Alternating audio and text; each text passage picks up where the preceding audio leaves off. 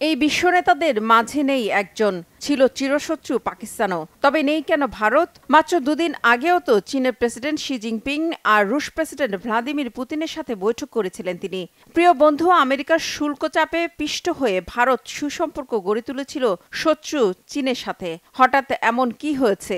চীনের ঐতিহাসিক সামরিক কুচকাওয়াজ, যেখানে রীতিমতো নিজেকে নয়া বিশ্বনেতা হিসেবে তুলে ধরেছেন চীনের প্রেসিডেন্ট শি জিনপিং, সেই অনুষ্ঠানেই দেখা গেল না ভারতের প্রধানমন্ত্রী নরেন্দ্র মোদীকে। আর তাই স্বাভাবিকভাবে আলোচনা চলছে চীনে কেন নেই মোদী। তাহলে কি ভাটা পড়েছে চীনের সাথে ভারতের স্বার্থের বন্ধুত্বে, নাকি আমেরিকা শুল্ক উঠিয়ে নেবে এই আশায় এখনো রয়েছে ভারত, আর সে কারণেই আমেরিকাকে আর চটাতে চায়নি নরেন্দ্র মোদী? বিশ্লেষকরা বলছেন, মোদী না থাকার পেছনে কাজ করছে কূটনৈতিক ও রাজনৈতিক কারণ। রাশিয়া থেকে তেল কেনার জেরে ভারতের উপর 50% শুল্ক আরোপ করে ট্রাম্প প্রশাসন। এ নিয়ে চলছে দুই দেশের মধ্যে পাল্টাপাল্টি হুমকি, কথার যুদ্ধ। কিন্তু এত কিছুর পরেও একসময়ের বন্ধু ওয়াশিংটনকে অসন্তুষ্ট করতে চায় না দিল্লি, মত বিশ্লেষকদের। তারা বলছেন, ভারতীয় প্রধানমন্ত্রী এখনো রাশিয়ার তেল কেনার জন্য শাস্তিমূলক অতিরিক্ত শুল্ক প্রত্যাহারের পাশাপাশি যুক্তরাষ্ট্রের সাথে একটি দ্বিপাক্ষিক বাণিজ্য চুক্তির আশা করছেন। আর সে কারণেই চীন ও রাশিয়ার সাথে সুসম্পর্ক থাকলেও আমেরিকাকে আর নাকচ করতে চায় না ভারত। পাশাপাশি আরেকটি কারণ উল্লেখ করেছেন বিশ্লেষকরা। তারা বলছেন, এশিয়ার শক্তিধর এই দুই দেশ ভারত ও চীনের মধ্যে এখনো অনেক আস্থার ঘাটতি রয়েছে।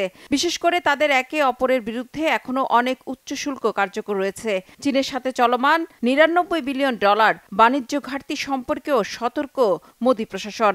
এছাড়া 2020 সালে গালওয়ান উপত্যকায় ভারত চীন সেনাদের মাঝে সংঘর্ষের পর ভারতের জনগণের মধ্যে চীন বিরোধী তীব্র ক্ষোভ তৈরি হয়েছে। পাশাপাশি ভারতের সাথে সাম্প্রতিক সংঘর্ষে চীনের অস্ত্র ব্যবহার করেছে পাকিস্তান। আর তাই ভারত ও চীন একে অপরের সামরিক শক্তির প্রশংসার বিষয়ে অনেক বেশি সতর্ক।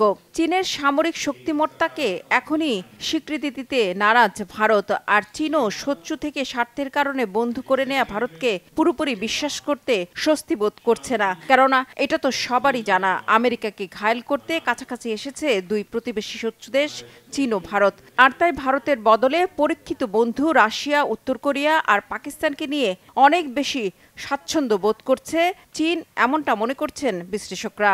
তারা বলছেন, শেষ পর্যন্ত রাজনৈতিক ও কূটনৈতিক বহু হিসাব নিকাশ করেই ভারতের প্রধানমন্ত্রী নরেন্দ্র মোদী চীনের শক্তিমত্তা প্রদর্শনের দিনে হাজির হননি।